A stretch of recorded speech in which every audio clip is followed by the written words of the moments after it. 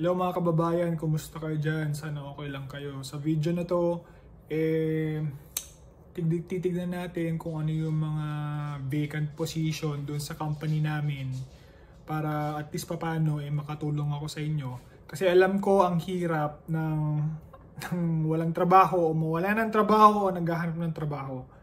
Kaya pag-usapan natin kung ano man yung pwede kong itulong based dito sa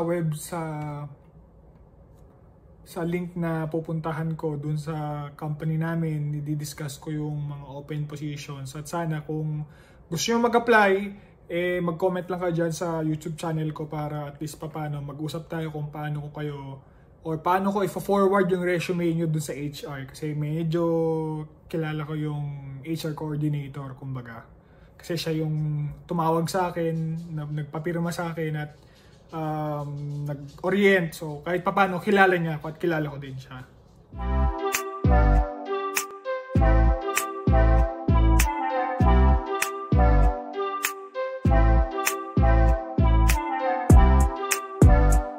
Dito sa Canada, ang nakita ko lang is merong 3 position.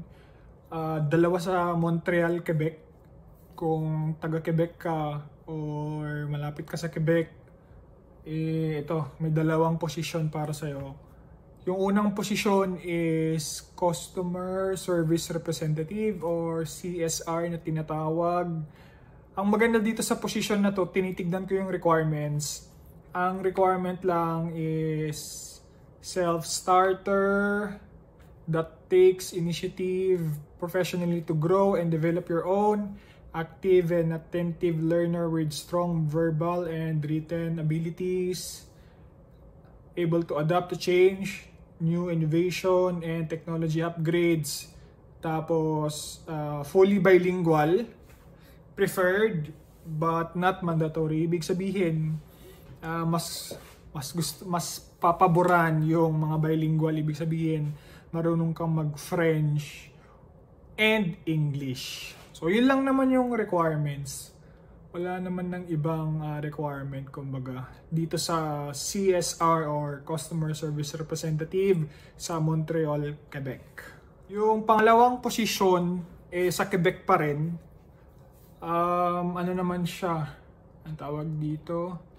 Yung pangalan ng position is Accounting Technician.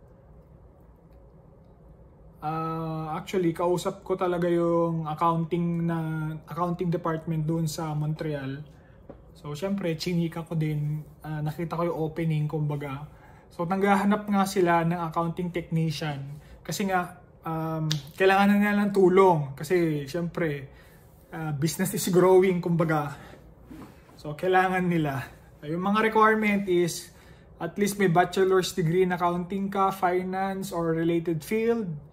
Tapos, ang prefer nila is CPA study program candidate. Ibig sabihin, dito nagtitake ka ng CPA Canada, which is mahal at mahirap. And then, 1 to 2 years experience in accounting. Kung meron ka nun, pwede.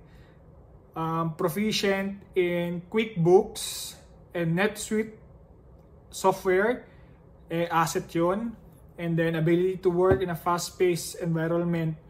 Pag sa accounting kasi medyo mabilis ang galawan, lalo na pag kunwari may month end or quarterly or yearly end. Kailangan mabilis ka, tapos strong attention to details and accuracy, ability to work independently and manage multiple tasks effectively, and excellent communication and interpersonal skills. Yun yung requirement or qualification na hinahanap nila.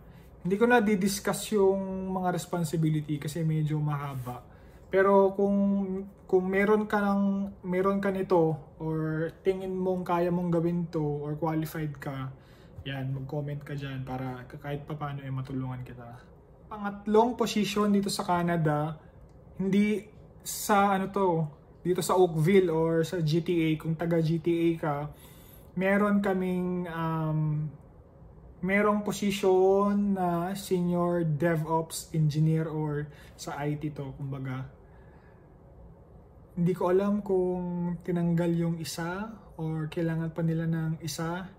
isang additional na tao. Hindi ko sure, pero parang nung last year yata, mga December, parang nag-hiring din ng DevOps eh. Hindi ko alam kung senior or senior DevOps, pero hindi ko na kasi nakikita yung yung babae.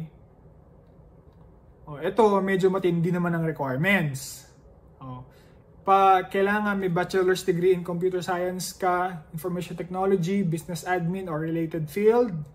And then meron kang 7 years experience as DevOps engineer. And then may knowledge and experience ka sa mga cloud, Google Cloud Platform, Cloud SQL, Cloud Storage, Kubernetes, Engine. So, wala ko alam dyan guys, di ako IT. Pero nung naririnig ko to sa dati kong work, nung nasa IT school ako, naririnig ko tong mga to. Lalo na yung experience in infrastructure as a code, like yung mga Terraform, Ansible, yan, naririnig ko yung mga yan. Strong understanding in IC and CD principles. Tapos, may experience ka with container orchestration technologies like Kubernetes. Excellent with cloud security. At then, may excellent scripting skills ka of Bash and Python. Yan, mga yan. Strong experience in monitoring or logging tools. Yung generic, excellent communicator, collaborator, and problem-solving skills. Ability to work independently and take ownership of complex tasks and experience in GitOps workflow. Kumbaga, yan. Daming requirement na ito. Medyo to. Pero malaki sa dito sigurado kasi IT. Malaki talaga. So, why work with us?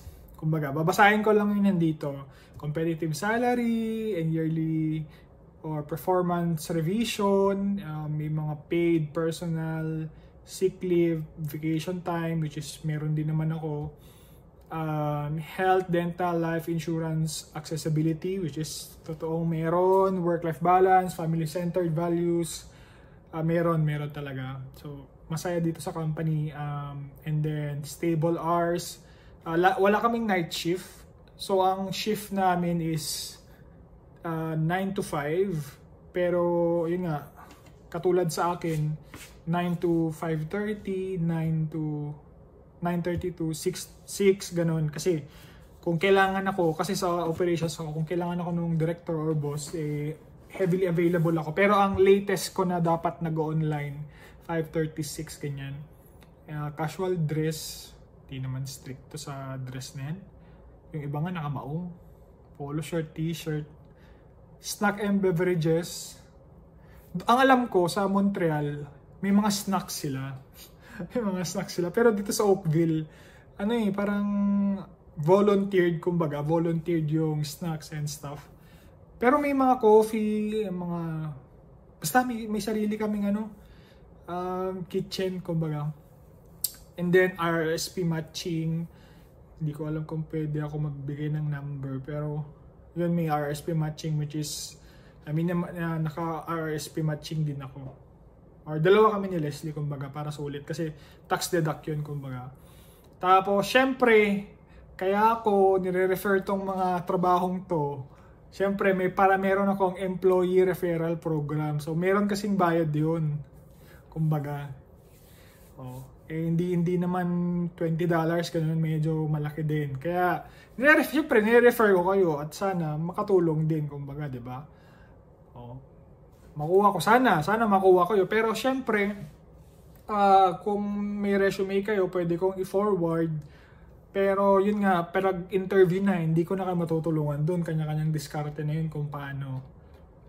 Itong mga position na pala to is, ang employment type is full-time permanent. So 40 hours, actually hindi nga 40 hours, 37.5 hours. Hindi sa amin dito sa Oakville, hindi uso yung OT. Hindi kami nag-OT talaga.